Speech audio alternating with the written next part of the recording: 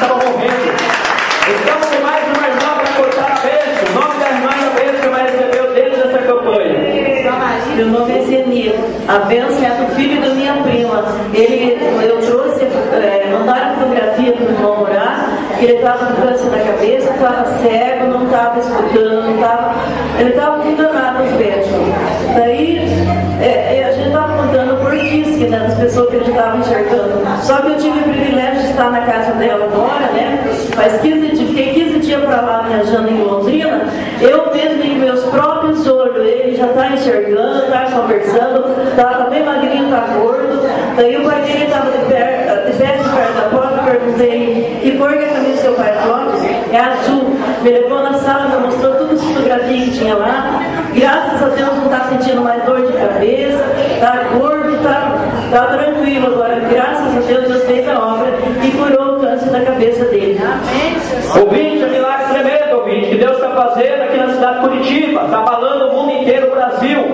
A irmã está contando com a pessoa da família que mora na cidade de Londrina, tinha câncer na cabeça, ficou cego, ficou mudo, ele estava magro. Eu lembro daquela foto, né, mas ele até que ficou careca, perdeu todo o cabelo e foi orar. E agora a irmã está contando que ele está curado do câncer, está enxergando, está falando, né, irmã? Ele recebeu a vitória, o câncer sumiu. Então ele estava à beira da morte, né, irmã? Mas Jesus curou ele. Ele estava desenganado, já não tinha mais nada para ele estava tudo perdido. Quem está ouvindo, fala bem. Ela está contando que os médicos desenganou ele, mas ela trouxe uma foto, irmão, aqui mesmo na igreja Deus se Amor, fazendo a campanha dos projetos, ele foi curado lá em Londrina, né, irmão jovem? Agora não confirmo o nome do jovem, se a irmã lembrar, o nome da irmã e o endereço da irmã. O nome dele é Irineu Marques, o nome do pai dele é Rubi Marques.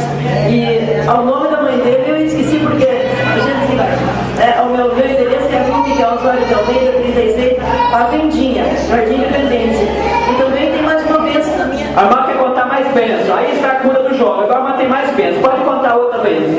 Essa bênção é da minha filha, uma pessoa pegou o nome dela e fez um pedido no telefone, né? E essa pessoa não pagou direito e o nome dela foi pro Serasa.